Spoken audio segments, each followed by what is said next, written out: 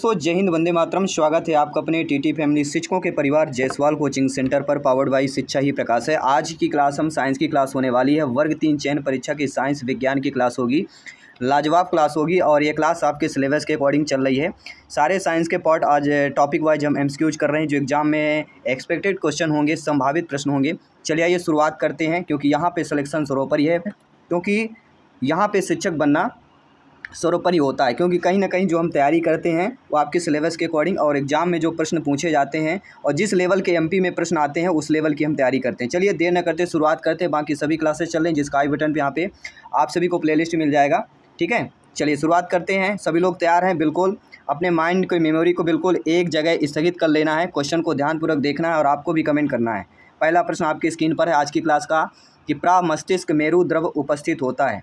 क्या वह आपके पायामेटर या एरेक्नाइड झिल्ली के मध्य होता है, या ड्यूरामेटर और कपाल के मध्य होता है, या एरेक्नाइड झिल्ली और ड्यूरोमेटर के मध्य होता है, या पायामेटर के नीचे होता है? क्वेश्चन बहुत हाई लेवल के कर रहा हूँ। इसका रीज़न है करने का, क्योंकि एमपी में सभी को पता भैया, एमपी में शिक्षक भर्ती बनना मतलब यूपीपीएससी जैसा तैयारी करना पड़ता है और उस लेवल के हम क्वेश्चन भी करते हैं, इसीलिए यहाँ पे सिलेक्शन सभी लोगों को मिलता है। तो चलिए सभी लोग सटीक आंसर दीजिएगा, कमेंट बॉक्स में आंसर कर दीजिएगा। देखते हैं कितने यहाँ पे कमेंट कर रहे हैं आप सभी ब्रदर सिस्टर जिनका सपना है अध्यापक अध्यापिका बनना, शिक्षक बनना। तो राइट आंसर हमारा आ चुका है, प्रामस्तिष्क मेरु द्रव जो उपस्थित होता है कहीं ना कहीं आपके पायोमेटर या एरेक्नाइड झिल्ली के मध्य होता है। तो राइट आंसर क्या होगा? फर्स्ट ऑप्शन इधर राइट आंसर हो जाएगा। इसके बाद बढ़ते हैं आपके अगले प्रश्न की तरफ। दूसरा प्रश्न कह रहा है, यदि निम्नलिखित में से किसी एक भाग में चोट लग जाए तो स्मृति क्षीण हो जाती है। क्षीण मतलब होता है कमी होना। क्षीण का तात्पर्य क्या होता है? कमी से होता है। ठीक है ना? तो सभी लोग बताइएगा, अक्सर आपने भी ऐसे इस सिचुएशन को हैंडल किया होगा या इस सिचुएशन को फेस किया होगा। ठीक है, तो क्या वह मेडुला है, प्रामस्तिष्क है, अनुमस्तिष्क है, या हाइपोथैलेमस की बात कर रहे हैं? सभी लोग बताइएगा। जी हाँ, राइट आंसर आ चुका है। निम्नलिखित में से किसी एक भाग में चोट लग जाए तो स्मृति क्षीण हो जाती है। किस भाग में चोट लगने से इंसान की स्मृति जो है क्षीण हो जाती है, यानी स्मृति क्षीण होना खत्म भी करते हैं, और उसे क्या बोला जाता है? सेरिब्रम। आपने नाम सुना होगा। सेरिब्रम एक ऐसा है जहाँ पे क्षीण क्या हो तो याददाश्त ही खत्म हो जाती है। तो अकॉर्डिंग टू क्वेश्चन इसका राइट आंसर क्या होगा? इसका हो जाएगा प्रामस्तिष्क। क्या होगा यहाँ पे? प्रामस्तिष्क इज द राइट आंसर हो जाएगा। B option is the right answer हो जाएगा। किसी भी प्रश्न पर डाउट है सभी कमेंट कर सकते हैं। मेरे प्यारे प्यारे भाइयों की, प्यारी प्यारी बहनें, गृहिणी, ब्रदर सिस्टर एंड टीचर्स, अध्यापक अध्यापिकाएं जिनका सपना है अध्यापक अध्यापिका बनना, शिक्षक बनना। जायसवाल सर हाथ जोड़कर आप सभी का अभिनंदन, स्वागत कर रहे हैं। आपके माता पिता को प्रणाम और नमस्कार कर रहे हैं। कहीं ना कहीं आपके माता पिता का सपना भी साकार होने जा रहा है। चलिए इस प्रश्न का जवाब कर दीजिएगा। जब कोई व्यक्ति शराब पीता है, जब कोई व्यक्ति शराब पीता है तो मस्तिष्क का कौन सा भाग नियंत्रण खो देता है? क्या वह आपका थैलेमस है, क्या वह आपका हाइपोथैलेमस है, क्या वह आपका पोन्स वेरोलाई है, या अनुमस्तिष्क हो जाता है? सभी फटाफट अंदाज में कमेंट करना। जी हाँ, सभी कमेंट कीजिएगा। राइट आंसर आ चुका है। राइट आंसर कहीं ना कहीं मौसम विभाग से चल चुका है। पानी गिर रहा है ना इस समय, मौसम देख रहे होंगे आप लोग। जब कोई व्यक्ति शराब पीता है तो मस्तिष्क का जो अनुमस्तिष्क भाग होता है, अनुमस्तिष्क भाग कौन सा कहलाता है? सभी लोग बताइए। सेरिब्रम जिसे हम बोलते हैं ना, इसके पहले मैंने बताया था। वह भाग जो है नियंत्रण खो देता है इंसान, और अनुमस्तिष्क शरीर के संतुलन समन्वय के लिए जिम्मेदार भी होता है। प्रश्न आ गया कि अनुमस्तिष्क शरीर के संतुलन और समन्वय के लिए जिम्मेदार कौन होता है? तब आपका जवाब होना चाहिए अनुमस्तिष्क होता है। मान लीजिए शराब न देखे, ये भी पूछा जा सकता है ना कि शरीर के संतुलन और समन्वय के लिए जिम्मेदार कौन होता है? तो अनुमस्तिष्क होता है। ठीक है ना? कोई भी डाउट रहेगा हो बिल्कुल कमेंट कर सकते हैं। अगली क्लास में सारे डाउट क्लियर होंगे, क्योंकि सिलेक्शन यहाँ पे सर्वोपरि है। आइए बात करें साथियों अगले प्रश्न की। निम्नलिखित में से किस क्षतिग्रस्त कोशिका की मरम्मत नहीं की जा सकती? कुछ कोशिकाओं की मरम्मत हो जाती है, लेकिन कुछ ऐसी कोशिकाएं होती हैं जो क्षतिग्रस्त होती हैं, उनकी मरम्मत नहीं हो सकती है या की ही नहीं जा सकती। क्या वह यकृत है, क्या वह मस्तिष्क है, क्या वह अस्थि है, या आपका एपिडर्मल कोशिकाएं हो जाती? आपने न्यूरॉन्स नाम सुना होगा। न्यूरॉन्स एक ऐसी कोशिका होती है कि एक बार क्षतिग्रस्त हो जाने पर उसकी मरम्मत नहीं की जाती। और न्यूरॉन्स को हिंदी में क्या बोलते हैं? मस्तिष्क कोशिकाएं। अर्थात बी ऑप्शन ही द राइट आंसर हो जाएगा। मस्तिष्क कोशिकाओं अगर की बात करते हैं तो मस्तिष्क कोशिकाएं, न्यूरॉन्स जो होते हैं, ये कोशिकाएं अत्यधिक विशिष्ट होती हैं। विशिष्ट मतलब महत्वपूर्ण होती हैं और विभाजन करने की क्षमता नहीं रखती। ये विभाजन नहीं कर सकती। ठीक है, सभी लोग समझ गए। अन्य भी कोशिकाएं होती हैं। अन्य भी कोशिकाओं में आने वाले क्लास में, आने वाले प्रैक्टिस सेट में हम करने जा रहे हैं, करेंगे भी। चलिए बात करें अगले प्रश्न की। अगला प्रश्न भी आप लोगों ने सुना होगा, जाना होगा, समझा होगा। देखिए कहीं ना कहीं जो साइंस के स्टूडेंट रहे ना, 12th में जिन्होंने साइंस लिया होगा, उनके लिए बहुत ही बेनिफिट होने वाला है। लेकिन क्योंकि साइंस के हमारे 30 क्वेश्चंस आ रहे हैं, सोशल साइंस के भी 20 क्वेश्चंस हैं। ऐसा नहीं कि जिन्होंने आर्ट और कॉमर्स लिया होगा उनके लिए बेनिफिट नहीं है, उनके लिए भी है। तो कहीं ना कहीं दोनों को क्या करना पड़ेगा? कंप्रोमाइज़ करना पड़ेगा। अगर मान लीजिए आपका कोई फ्रेंड सोशल साइंस का है और एक दोस्त अब आपका फ्रेंड साइंस का है, तो दोनों मिल के पढ़ाई करेंगे तो दोनों का पूरा हो जाएगा। ठीक है, तो दोनों चीज़ें आपकी क्लियर होती चलेंगी। चलिए सभी लोग बताइएगा, मेरुरज्जु में श्वेत द्रव्य होता है। एक मेरुरज्जु जो होता है हमारे मस्तिष्क का भाग है, उसमें श्वेत द्रव्य होता है। वह श्वेत द्रव्य क्या वह धूसर द्रव्य से घिरा होता है, धूसर द्रव्य के साथ मिश्रित होता है, या धूसर द्रव्य के चारों ओर होता है, या आपका वह अनुपस्थित होता है? सभी को बताना है। मेरे सभी प्यारे मित्र, मेरे सभी शिक्षक बंधु जिनका सपना है अध्यापक अध्यापिका बनना, शिक्षक बनना, वर्ग 3 एग्जाम को फतेह करना और प्राइमरी शिक्षक बनना, सभी कमेंट कीजिएगा। तो मेरुरज्जु जो आपने पढ़ा होगा, मेरुरज्जु 9th में भी दिया गया है साइंस के पार्ट में। तो मेरुरज्जु में श्वेत जो द्रव्य होता है उसको क्या बोला जाता है? कहीं ना कहीं धूसर आपने नाम सुना होगा। मेरुरज्जु में जो श्वेत द्रव्य होता है उसे धूसर द्रव्य बोला जाता है। अधूसर किसके होता है? ये चारों ओर होता है। धूसर द्रव्य के क्या होता है? चारों ओर होता है श्वेत द्रव्य। दूसरा द्रव्य को ग्रे मैटर बोला जाता है। इंग्लिश में क्या बोलते हैं? Grey matter. यह केंद्रीय तंत्रिका का एक हिस्सा होता है जिसमें कोशिकाएं, निकाय और गैर माइलिनेटेड एक्सान होते हैं। लेकिन श्वेत द्रव्य जो होता है, वाइट मैटर जो होता है, यह माइलिनेटेड एक्सान होते हैं। और ज़्यादा गहराई से नहीं आएगा क्योंकि वर्ग 3 का एग्ज़ाम है, लेकिन फिर से हमें तैयारी बिल्कुल करना है क्योंकि भैया ये एमपी टेट एग्ज़ाम की है और एमपी टेट एग्ज़ाम एमपीपीएससी से कम नहीं है, ये बता देता हूँ। चाहे पटवारी के एग्ज़ाम हो, चाहे आपके एमपी पुलिस के एग्ज़ाम हो, चाहे जेल पहरी के एग्ज़ाम हो, जितने भी साइंस के क्वेश्चन पूछे गए उनको एक बार माइंड मेमोरी ले लीजिएगा क्योंकि कहीं ना कहीं ये नया सिलेबस है और इधर उधर के समेट के आपके वर्ग 3 में दे दिया जाएगा। ठीक है ना। प्रश्न हमारा क्या दिया गया है? इनमें से कौन एक न्यूरोट्रांसमीटर तंत्रिका संचारी के रूप में कार्य नहीं करता है? यानी ये जानना जरूरी कि न्यूरोट्रांसमीटर जो होता है किन किन रूपों में कार्य करता है। क्या वह कोर्टिसोन है, एपिनेफ्रीन है, या आपका एसिटाइल कोलिन हो जाएगा, या नार एपिनेफ्रीन की बात कर रहे हैं? सभी लोग बताइएगा। आइए जानते हैं इसका राइट आंसर क्या होगा, सभी बताइएगा। पिछली क्लासेज भी हम कंप्लीट कर रहे हैं, आपका प्लेलिस्ट भी बना दिया गया बेहतरीन। ठीक है, प्लेलिस्ट को बिल्कुल ध्यानपूर्वक समझना है, प्रिपरेशन मजबूत करना है क्योंकि यहाँ पे एक सरकारी सीट पक्की करना है। ठीक है ना। जो आपके ताने दे रहे होंगे ना आस पड़ोसी की, भैया कब से तैयारी कर रहा है, शिक्षक कब बनेगा, तो शिक्षक अब बनेगा, इस बार बनेगा। 2025 में एग्ज़ाम दे के 2026 में ज्वाइनिंग करेंगे। तो ज्वाइनिंग करना है तो तैयारी में लग जाइए भैया, दिन रात एक कर दीजिए, कुछ भी कर दीजिए, सिलेक्शन लाइए और उनको जवाब दीजिएगा। ठीक है ना। चलिए, तो कौन एक न्यूरोट्रांसमीटर तंत्रिका संचारी के रूप में कार्य नहीं करता है? यानी ये जानना जरूरी है कि आपका जो एपिनेफ्रीन होता है, आपका एसिटाइल कोलिन होता है और नार एपिनेफ्रीन होता है, ये तीनों जो होते हैं न्यूरोट्रांसमीटर के रूप में कार्य करते हैं, तंत्रिका संचारी के रूप में कार्य करते हैं। लेकिन जो आपका कोर्टिसोन होता है ना, यह न्यूरोट्रांसमीटर के रूप में कार्य बिल्कुल नहीं करता है। न्यूरोट्रांसमीटर होता क्या है ये जानना भी जरूरी है। न्यूरोट्रांसमीटर जो होता है एक रासायनिक संदेह वाहक होता है। क्या होता है? संदेह वाहक। अक्सर चोट लगती होगी, हमें कैसे पता चलता है कि भैया हमारे हाथ में चोट लगी है, पैर में लगी होगी, खुजली हो रही तो हाथ पैर में हो रही, पीठ में खुजली हो रही है, तो एक वो कैसा होता है? एक रासायनिक संदेह वाहक होता है जो हमारे मस्तिष्क में संदेश भेजता है, मैसेज करता है, फिर वो मैसेज हमारे हाथ में आता है और वह हाथ वहाँ जाके टच करता है जहाँ वो चीज़ें हो रही होती है, जहाँ मैसेज दिया जाता है। ठीक है ना। अब ये कोर्टिसोन जो होता है ये न्यूरोट्रांसमीटर के रूप में कार्य नहीं करता है। ये होता क्या है सती? ये कोर्टिसोन जो होता है ये स्टेरॉइड हार्मोन होता है जो अधिवृक्क ग्रंथि द्वारा निर्मित होता है। किन ग्रंथियों द्वारा होता है? अधिवृक्क ग्रंथियों द्वारा निर्मित होता है। और इसका उपयोग किस में किया जाता है? इसका उपयोग शरीर में सूजन और प्रतिरक्षा जो प्रक्रिया को नियंत्रित करने के लिए होता है इसका उपयोग होता है। ठीक है, सभी लोग समझ गए? कोई भी डाउट रहेगा हो, बिल्कुल डाउट नहीं रहना है, क्योंकि एग्जाम की तैयारी बिल्कुल ताबड़तोड़ चल रही है। अगला प्रश्न है मानव मस्तिष्क का सबसे बड़ा भाग। ये तो भैया बच्चा जानता है, 8वीं क्लास के बच्चे से भी पूछ लोगे ना तो ये प्रश्न का जवाब दे देगा, तो आप तो डेफिनेटली दे ही देंगे।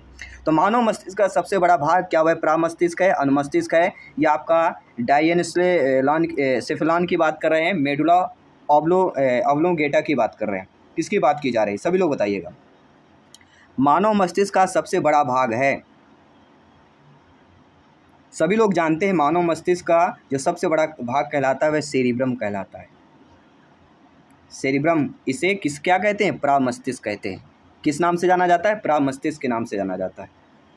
और ये बता देता हूँ, मस्तिष्क के कुल वजन का लगभग 85% भाग प्रामस्तिष्क का होता है, अर्थात सेरिब्रम का होता है। और सेरिब्रम जो होता है आपका कितने 2 गोलार्धों में विभाजित होता है। कितने में होता है? 2 गोलार्धों में। अगर प्रश्न आ गया कि सेरिब्रम कितने भागों में विभाजित होता है तो 2 गोलार्धों में होता है। एक दायां होता है, एक बायां, एक लेफ्ट होता है, एक राइट होता है। ठीक है ना, बस इससे ज़्यादा डीपली नहीं पूछा जाएगा। अगला प्रश्न देखिएगा। अगला प्रश्न है ऐच्छिक पेशी समन्वय किसके नियंत्रण में होता है? क्या वह अनुमस्तिष्क है, हाइपोथैलेमस है, मेडुला ऑब्लोंगेटा है, या प्रमस्तिष्क गोलार्ध की बात कर रहे हैं? सभी कमेंट कीजिएगा। जी हाँ, ऐच्छिक पेशी समन्वय किसके नियंत्रण में होता है? सभी को कमेंट करना है। अब मैं देख पा रहा हूँ कौन कौन से आप सभी लोग जो है कमेंट कर पा रहे हैं। ऐच्छिक पेशी, तो ऐच्छिक पेशी जो होता है वो भी आपका सेरिब्रम ही होता है। कौन सा हो जाएगा? वो भी आपका सेरिब्रम ही होता है, अर्थात जो आपका आंसर दिया गया है प्रामस्तिष्क गोलार्ध की बात करें।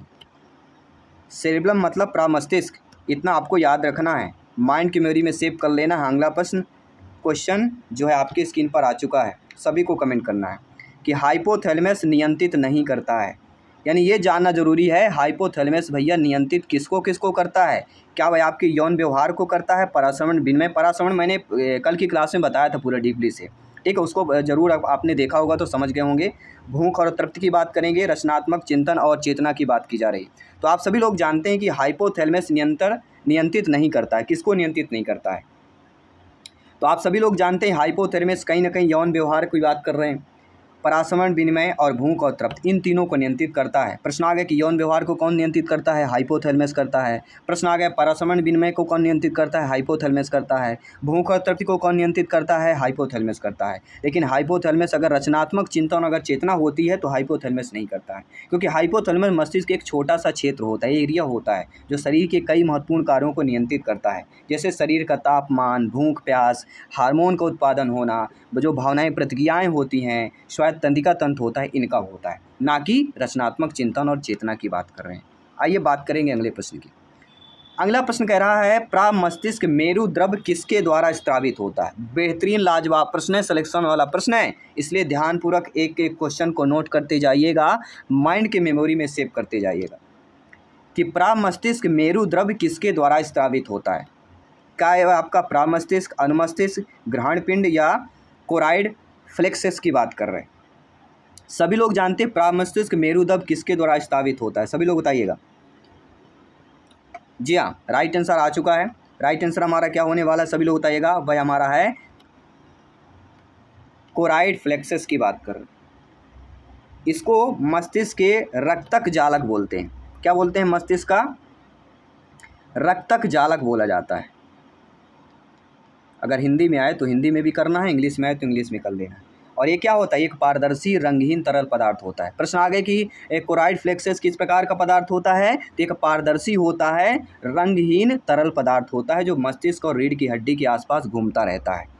ठीक है, सभी लोग समझ गए ना? चलिए, बहुत बहुत धन्यवाद सभी का। इसी तरह जो है क्वेश्चन को देखना है, समझना है। चलिए अगला प्रश्न देख लेते हैं। अगला प्रश्न आपके स्क्रीन पर आ चुका है कि निम्नलिखित में से सबसे जहरीला नाइट्रोजनी अपशिष्ट कौन सा होता है? कार्बन डाइऑक्साइड, यूरिया, यूरिक अम्ल या अमोनिया की बात करें? सभी लोग बताइएगा। बेहतरीन प्रश्न है, ऐसे प्रश्न आपको कहीं नहीं मिलने वाले हैं, केवल आपके अपने टीटी फैमिली में मिलने वाला है, क्योंकि आपका अपना परिवार है, आपके शिक्षकों का परिवार है, अध्यापक अध्यापिका का परिवार है।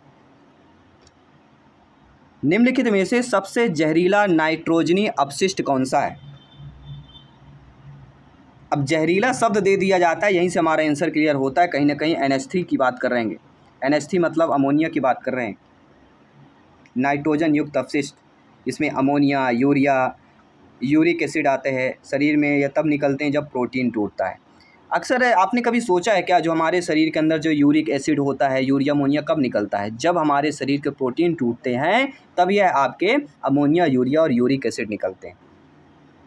तो अमोनिया सबसे जहरीला होता है और इसे शरीर में बाहर निकालने के लिए बहुत अधिक पानी की आवश्यकता होती है। इसलिए आपको देखते होंगे डॉक्टर सलाह देते हैं ना, अधिक से अत्यधिक पानी पीना चाहिए, पानी की कमी नहीं होना चाहिए। जितना ज़्यादा पानी पिएंगे उतना ज़्यादा अमोनिया का क्या होगा, विसरण होगा, यानी बाहर निकलेगा। जब बाहर निकलेगा तो वह क्या होगा, जहरीला नाइट्रोजनी अपशिष्ट पदार्थ बाहर निकल जाएगा। तो हमारे शरीर से जहर बाहर निकालना है तो पानी अत्यधिक पीना पड़ेगा।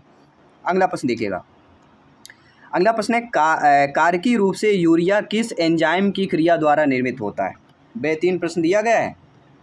कारकी रूप से यूरिया किस एंजाइम की क्रिया द्वारा निर्मित होता है?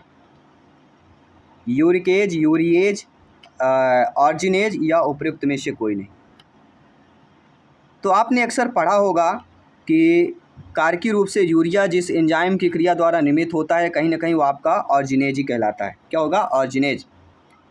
साइंस वाले बच्चे, साइंस वाले मेरे ब्रदर सिस्टर, प्यारे मित्र, सभी शिक्षक बंधु अच्छे तरीके से समझ पा रहे होंगे। लेकिन अदर सब्जेक्ट वालों को घबराने की ज़रूरत नहीं है। मैं आपका अपना भाई, आपका जिंदा है, आपके साइंस किस तरह रटा दूंगा, 30 में 30 लेके आएंगे।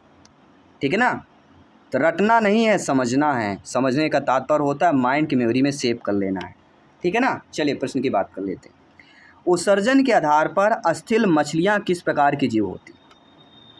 क्या आपका यूरियोटिक, यूरिकोटिलिक, एमेनोटिलिक या परासरणकर्ता की बात कर रहे हैं? तो अस्थिल जो मछलियाँ, जो बोनी फिश होती है ना, बोनी फिश आपने अस्थिल मछलियों के नाम से जानी जाती हैं, ये किस प्रकार की जीव होती हैं? ये उत्सर्जन के आधार पर मुख्य रूप से अमोनिया उत्सर्जी होती है। अमोनिया उत्सर्जी का मतलब होता है नाइट्रोजन युक्त अपशिष्ट को अमोनिया के रूप में उत्सर्जित करती है। तो यहाँ पे राइट आंसर क्या हो जाएगा आप सभी के लिए? राइट आंसर हो जाएगा, क्या होगा सभी लोग बताइए, क्या आप सभी को पता है? अमोनियोटेलिक हो जाएगा। क्या हो जाएगा साथियों? अमोनियोटेलिक। थर्ड ऑप्शन इधर राइट आंसर हो जाएगा। बढ़ते हैं साथियों अगले प्रश्न की तरफ। अगला प्रश्न, निम्न में से कशेरुकी में प्रथम निर्मित नाइट्रोजन अपशिष्ट कौन सा होता है? अमोनिया होता है, कार्बन डाइऑक्साइड होता है, एलिनिन होता है या यूरिया होता है? सभी लोग बताइएगा। निम्नलिखित में से कशेरुकी में प्रथम निर्मित नाइट्रोजन अपशिष्ट कौन होता है? अब आपके प्रश्न पर उत्तर है प्रथम निर्मित नाइट्रोजन अपशिष्ट दे दिया गया है ना। तो प्रथम नाइट्रोजन अपशिष्ट जब दे दिया जाता है तो हमें आंख बंद करके अमोनिया ही करना है। किसको करना है? अमोनिया को करना है। यानी कि फर्स्ट ऑप्शन इधर राइट आंसर हो जाएगा। सभी लोग समझ गए हैं? आइए बढ़ते हैं आपके अगले प्रश्न की तरफ। एमेनोटेलिक जंतु मुख्य रूप से होते हैं वायवीय होते हैं, जलीय होते हैं, परजीवी होते हैं, स्थलीय होते हैं। आपकी जो तैयारी होगी, आपका जो सिलेबस है 11th 12th के NCERT बेस्ड क्वेश्चन आएंगे और ग्रेजुएशन लेवल के भी आ सकते हैं। घबराने की ज़रूरत नहीं है। ये MP टेट का पेपर है भैया, कहीं से भी पूछा जा सकता है। कहते हैं कि भैया MP टेट पेपर में वर्ग 3 जो लेवल दिया गया है ना, इसलिए सिलेबस कब दे दिया गया, थोड़ा सिलेबस हार्ड किया गया है और काफ़ी बच्चे इस पर क्या है ऑब्जेक्ट लगा रहे हैं, ऑब्जेक्शन उठा रहे हैं। और कुछ कोचिंग संस्था वाले लोग भी पहुँचे हुए हैं भोपाल में, उनके साथ खड़े हुए हैं। अच्छी बात है, सिलेबस आपने अच्छा दिया हुआ, लेकिन थोड़ा सा समय बच्चों को दिया जाए, ये हमारा भी मानना है। कहीं ना कहीं 25 से 30 दिन दिया जाएगा, लेकिन हमें ये पता था कि एग्ज़ाम डेट बढ़ेगी, क्योंकि एग्ज़ाम में क्या दिया गया था? एक्सपेक्टेड डेट दिया गया था। और ऐसा कोई MP में शिक्षक भर्ती कोई एग्ज़ाम अभी तक आपने कोई फेस किया है क्या कि SB से यह डेट दिया गया उसी डेट में पेपर हो? नहीं, डेट बढ़ना ही बढ़ना है। ठीक है ना? तो समय मिलेगा, बिल्कुल तैयारी में लग जाइएगा। ऐसा नहीं कि आप डेट देखते रहें, तैयारी ना करें। तो तैयारी भी करना है, डेट भी देखना है, सब चीज़ें मायने रखती हैं। कहते हैं ना, अगर खाना सामने रखा हुआ अगर उसको मुंह में नहीं लाएंगे तो पेट नहीं भरेगा, हमें मुंह में लाना पड़ेगा तभी पेट भरेगा। ठीक है ना? तो एमेनोटेलिक जंतु मुख्य रूप से कौन से होते हैं? तो वो हमारे जलीय कहलाते हैं।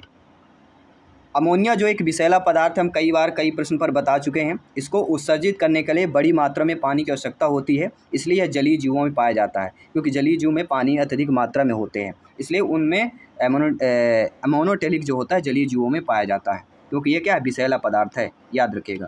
अगला प्रश्न है कि मेढक के टैडपोल होते हैं। जो मेढक आपने देखा होगा ना, बरसात का मौसम आएगा, टर्र टर्र बोलते होंगे, और अक्सर आपने देखोगे सुर में सुर, ताल में ताल मिलाते हैं, रात में सोने नहीं देते हैं। तो यही मेढक से प्रश्न है कि मेढक के टैडपोल जो होते हैं, कई आपका यूरिएटिक होता है, यूरिकोटिलिक होता है, एमिनोटेलिक होता है, या एमोनोटेलिक होता है। ये टेलिक टेलिक दिया गया है ना, वही है। सभी लोग बताइएगा। मेढक के टैडपोल होते हैं, तो मेढक के जो टैडपोल होते हैं वो किसके होते हैं? मेढक के जो बच्चे। अब मेढक के टैडपोल किसको बोलते हैं, ये भी बड़ी बात है। आपने पढ़ा होगा बकरी के बच्चे, गाय के बच्चे, भैंस के बच्चे, उसी प्रकार मेढक के बच्चों को टैडपोल बोला जाता है। टैडपोल मेढक के जीवन के एक प्रारंभिक चरण होता है, उसको टैडपोल बोलते हैं, जो पानी में रहता है और मछली जैसा दिखता है। जब मछली जैसा मेढक दिखता है ना, उसको टैडपोल बोला जाता है। और टैडपोल के पास गलफड़े, एक पूंछ और एक मुंह ही केवल होता है। और समय के साथ टैडपोल मेढक में फिर बदल जाता है, और इस प्रक्रिया को काया पलट, ये प्रक्रिया कौन सी है? काया पलट प्रक्रिया कहलाती है। अगर आ जाए कि काया पलट प्रक्रिया क्या है, वही है। और इसका राइट आंसर होगा अमोनोटेलिक हो जाएगा, यानी डी ऑप्शन इधर राइट आंसर हो जाएगा। ठीक है, सभी लोग समझ पा रहे हैं? आइए बढ़ते हैं साथियों, अगले प्रश्न की तरफ चलते हैं। स्तनधारी के वृक्क का सबसे महत्वपूर्ण कार्य क्या होता है? प्रजनन नियंत्रण होता है, रक्त में प्रोटीन की मात्रा का विनियमन होता है, यूरिया निर्माण होता है, या शरीर के द्रव्य का परासरणीय सांद्रता का विनियमन होता है? सभी लोग बताइएगा। जी हाँ, हर एक क्वेश्चन यहाँ पे इंपॉर्टेंट है। स्तनधारी के वृक्क का सबसे महत्वपूर्ण कार्य, पहली बात तो ये जानना स्तनधारी कौन से कहलाते हैं। स्तनधारी जीवों में वृक्क का सबसे महत्वपूर्ण कार्य क्या होता है? आपने व्रत उपवास रखा होगा ना, स्तनधारी जीवों में जो व्रत और उपवास रखा जाता है, और अक्सर आप देखोगे मादा स्तनधारियों में उपवास, उनके जो होते हैं प्रजनन अंग होते हैं, जैसे अंडाशय हो गया, गर्भाशय हो गया, इनको स्वस्थ और सक्रिय रखने में मदद भी करता है व्रत और उपवास जो रखते हैं। और अक्सर आप देखते होंगे भारत में महिलाएं ज़्यादा व्रत रखती हैं। तो व्रत रखना भी एक बेनिफिट है हमारी बॉडी के लिए, क्योंकि यह स्वास्थ्य और सक्रिय रखने में मदद करता है, जिससे गर्भाशय और प्रसव की संभावना भी बढ़ जाती है। तो स्तनधारियों में उपवास के कुछ महत्वपूर्ण कारण भी होते हैं, रीजन भी होते हैं, लेकिन स्तनधारियों में व्रत का सबसे जो महत्वपूर्ण कार्य जो होता है, वह शरीर के द्रव्य का परासरणीय सांद्रता का विनियमन हो जाता है। ठीक है, डी ऑप्शन इधर राइट आंसर हो जाता है यहाँ पे। सभी लोग समझ गए? आइए बढ़ते हैं अगले प्रश्न की तरफ। अगला प्रश्न है कि वह कौन सा जंतु है जो बिना वियमनीकरण के अमीनो अम्ल उत्सर्जित कर देता है? मेढक, योनियो, केचुआ, या लेबियो? सभी लोग बताइएगा। वह कौन सा जंतु है जो बिना वियमनीकरण के अमीनो अम्ल उत्सर्जित करता है? कौन सा कहला जाएगा? सभी लोग बताइएगा। हर एक क्वेश्चन साथियों इंपॉर्टेंट है, हर क्वेश्चन का लेवल एक अप है, और हर एक क्वेश्चन का लेवल अप होने का रीज़न भी यही है कि हम तैयारी जो कर रहे हैं ना, वो सिलेक्शन वाली तैयारी कर रहे हैं। और सिलेक्शन वाली तैयारी के लिए कहीं ना कहीं हमें उस प्रकार की जो है तैयारी भी करना पड़ेगा, उस प्रकार से हमें पढ़ना भी पड़ेगा। और उस प्रकार से पढ़ना है मतलब सब कुछ छोड़ छाड़ के अपने तैयारी में लग जाना है, जुट जाना है। ठीक है ना? तो सभी लोग जुट गए इस तैयारी में। चलिए, राइट आंसर आ चुका है। हम बात करेंगे योनियो। योनियो वह तंतु होता है, वह जंतु होता है जो बिना विनिमयीकरण, जिसे हम डीएमिनेशन बोलते हैं, तो अमीनो अम्ल को उत्सर्जित करता है, वह योनियो होता है। बी ऑप्शन इधर राइट आंसर कर लीजिएगा। आइए बढ़ते हैं अगले प्रश्न की तरफ कि निम्नलिखित में से कौन सा जीव एमेनोटेलिक नहीं होता है? व्हेल हो गई, अस्थि मछलियाँ हो गई, मगरमच्छ हो गया, और टैडपोल हो गया। सभी लोग बताइएगा यहाँ पे राइट आंसर क्या होगा। निम्नलिखित में से कौन सा जीव एमेनोटेलिक नहीं है? अब ये एमेनोटेलिक जीव कौन कौन से होते हैं? एमेनोटेलिक मतलब होता है स्थलीय स्तनधारी जो होते हैं। जो स्थलीय स्तनधारी होते हैं ये एमेनोटेलिक नहीं होते हैं। अब इसमें बताइए कौन सा यहाँ पे स्थलीय स्तनधारी है? व्हेल, अस्थि मछली, मगरमच्छ और टैडपोल में। एमेनोटेलिक जीव वे होते हैं जो अपने अपशिष्ट के रूप में अमोनिया उत्सर्जित करते हैं, और अधिकांश स्थलीय स्तनधारी यूरिया उत्सर्जित करते हैं। तो कौन सा जीव एमेनोटेलिक नहीं होगा, ये जानना बहुत जरूरी है। तो वे जीव जो अमोनिया को अपने मुख्य नाइट्रोजन युक्त अपशिष्ट के रूप में उत्सर्जित करते हैं वह एमेनोटेलिक होते हैं। अब इसमें कौन सा नहीं होगा, कौन नहीं कर रहा है, ये जानना जरूरी है ना। तो व्हेल हो जाएगा। व्हेल एक ऐसा जीव है जो अमेनोटेलिक में नहीं आएगा, लेकिन अस्थि मछलियाँ, मगरमच्छ, टेडफोल ये सभी आ जाएंगे। किसी भी प्रश्न पर डाउट है बेफिक्र आप लोग कमेंट कर सकते हैं, फीडबैक कर सकते हैं। आइए बात करेंगे अगले प्रश्न की। अगला प्रश्न क्या दिया गया कि निम्नलिखित में से कौन सा एंजाइम वृक्क में निर्मित होता है। भैया वृक्क तो शब्द जानते होंगे ना कि नहीं जानते हैं, सभी लोग बताइए, कई बार बता चुका हूँ मैं। जी हाँ, कौन सा एंजाइम वृक्क में निर्मित होता है? क्या वह आपका रेनिन है, रेनिन, यूरेकेज या ऑरिनेज की बात करेंगे, सभी लोग बताइएगा। जी हाँ, निम्नलिखित में से कौन सा एंजाइम वृक्क में निर्मित होता है? कल हमने मूत्राशय वाला जो टॉपिक पढ़ा था ना, जिसमें हम नेफ्रॉन की बात किए थे। अच्छा बताइए, उपवास के दौरान ऐसा कौन सा एंजाइम है जो हमारी बॉडी में बनता है? सभी लोग बताइएगा, ये कमेंट करिएगा। हमारे बॉडी में उपवास के दौरान कौन सा एंजाइम बनता है बॉडी में? तो शरीर में हमारा कीटोन नामक, क्या बनता है? कीटोन नामक एक जो होता है एंजाइम होता है जो व्रत के दौरान ये बनता है। और व्रत के दौरान क्या कमी होती है? तो ग्लूकोज का स्तर कम होता है। ठीक है ना? चलिए इसका राइट आंसर जान लेते हैं। इसका राइट आंसर होगा renin. Renin is the right answer हो जाएगा। क्या हो जाएगा यहाँ पे? रेनिन। जी हाँ, ऐसा एंजाइम जो वृक्क में निर्मित होता है वह हमारा रेनिन एंजाइम कहलाता है। ठीक है, सभी लोग समझ गए अच्छे तरीके से। हर एक क्वेश्चन को समझते जाना है, फीडबैक करते जाना है। ठीक है ना? तो आई होप आपकी क्लास बहुत अच्छी रही होगी। और इस क्लास का अगला पार्ट आएगा। ये चैप्टर हम आज कंप्लीट कर लिए हैं जो सेकंड आपका टॉपिक दिया गया था।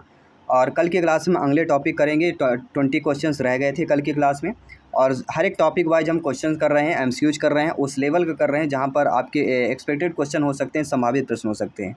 मैं जयसवाल सर मिलता हूं आपकी अगली क्लास पे। सभी मित्रों को जय हिंद, वंदे